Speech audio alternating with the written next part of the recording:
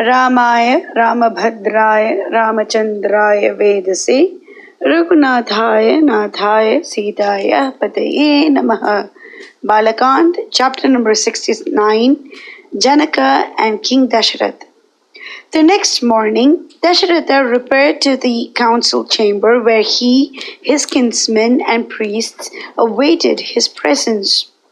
He called unto him Sumantra, his faithful minister, and said, "Let those in charge of the royal treasury start today in advance and take with them large stores of gold and gems. The armies of our kingdom will be ready to march as soon as I give the word. Elephant, horse, foot, and chariot, the conveyances, relays, and the baggage vans shall accompany them. Kindly request the holy sages Vashishta, Vamadeva, Jabali, Kashyapa, and Markandeya the long-lived to honor me by going in advance and have my chariot ready as soon as you can. Janaka's envoys are hurrying us, and we have already delayed too long." It was done, and in no time were they on the road, the sages in advance, the king next, and the army following behind. They marched by easy stages, and on the 5th day sighted the realms of Janaka, who, duly informed of their approach, welcomed them right royally. Soon he met the aged monarch, and his heart rejoiced thereat. "Had your majesty a pleasant journey hither and safe?" enquired he affectionately of his royal guest.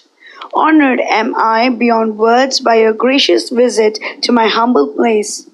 Soon shall your heart rejoice to see the laurels of your noble boy, who won from many an older rival. And may I hope that the Holy One there, even Vashishta, has had a pleasant journey, and the countless Brahmanas that have blessed my fortunate country by coming along with him. Verily do I seem to behold again the ruler of the immortals, Indra, girt by his band of shining ones. Sure am I that my dark days are over, and my race stands high in the esteem of the worlds, in that I have been fortunate to secure an alliance with the high-souled Raghus, that mighty line of warriors. The morning sun rises on the last day of my sacrificial rite, and at its close I wish the wedding to be celebrated. The sages approve of it, and I add my own request if it would be of any use." To which the aged Dasaratha replied in apt and skillful words, and he was no novice at that. "Friend of my heart," said he, with a meaning glance at the sages around, "have I heard right that the receiver of a gift awaits the pleasure and the convenience of the giver? You are to us the ideal of all virtues, and we are ever glad to abide by your directions."